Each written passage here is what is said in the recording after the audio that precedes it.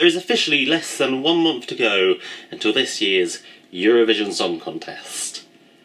And I already have a favourite. Obviously. Yes indeed, the Eurovision is back. It's my favourite time of year. I'm very excited for it. These are my predictions for who I think will win. Or at least do well. I probably will get this entirely wrong. I always get it wrong. As it currently stands, the bookie's favourite to win is Israel. Their song is called Toy. And it's really weird. I'm not your toy. It's a really strange song. I guess that's what they're going for. And it's worked because the video has got like 12 million views. In my opinion, I don't see it winning. I can see it doing really well in the televote because clearly there is a big audience for it, but I don't think the judges are going to like it. I think they'll pick something a little bit more serious. Such as, he segues, my favourite song this year, Australia. Oh, obviously.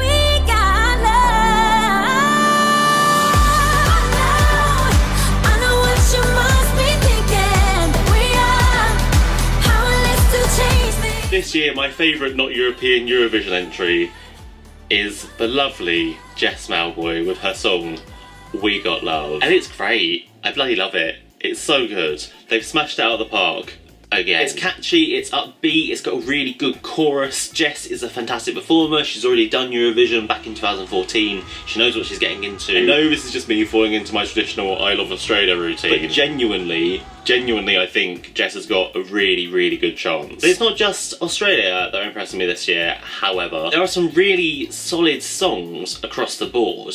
France, for one, I am absolutely loving. They're a band called Madame Monsieur, who, if you haven't listened to that catalogue yet, do. It's fantastic. It's a really catchy electro-pop type tune. It's got a very late noughties kind of vibe, and I really, really hope it does well. Usually France have a little bit of a language barrier, but I think Sobral winning last year has kind of broken that. So fingers crossed Europe can get behind a foreign language song this year, and that song is France. Scandinavia are also sending some fantastic entries this year. My personal favourites, Norway, Finland and Denmark. Norway are sending none other than Alexander freaking Rybak. Oh my god. He's back and he hasn't aged a day in 9 years. How has he done it? I don't understand. And his song, yes, it's a little bit cheesy, but it's just good fun. A nice, happy, feel-good little song. Really, really hope it does well.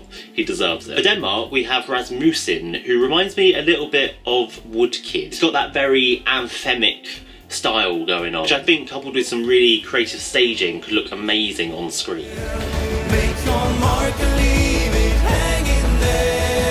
And lastly, Finland are sending Sarah Aalto, who was on The X Factor in the UK a few years ago. I ain't gonna hold on to these monsters anymore. Her song is called Monsters. It's very typically Scandinavian. If you heard it not knowing that it was Finland's entry, you would probably suspect, but it was anyway. I do worry that it might not cut through against some of the other songs, so I think she's gonna have to do something to maybe overhaul it a bit for the live performance. But it's very me, and I really like it. Switzerland are also sending a fantastic song this year. They're a duo called Zibs. The song is Throwing Stones. It really isn't Eurovision, but that's why I like it. It's got a kind of rocky vibe. It reminds me a little bit of Joust from last year. I think again, with great staging, it could really come alive on stage. And last but not least, the United Kingdom.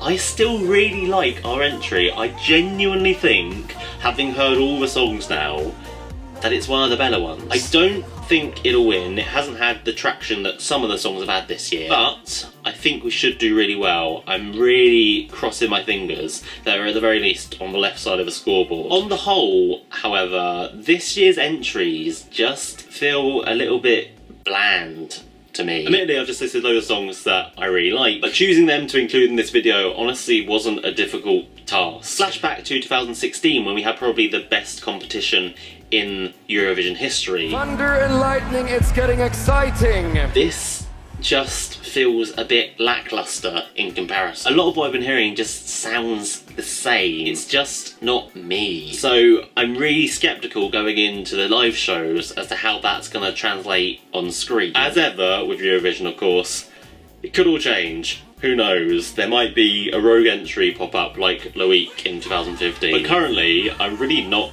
all that hopeful for it. If you're watching this, Portugal, do good, please. I'm skeptical. But what about you, humble viewer? Who's your favourite Eurovision entrant this year? Let me know down below in the comments. If you enjoyed this, then please leave it a thumbs up, click subscribe for more, and if you want to watch more of my videos, you can click the links on screen now. Okay, thanks. Okay, bye.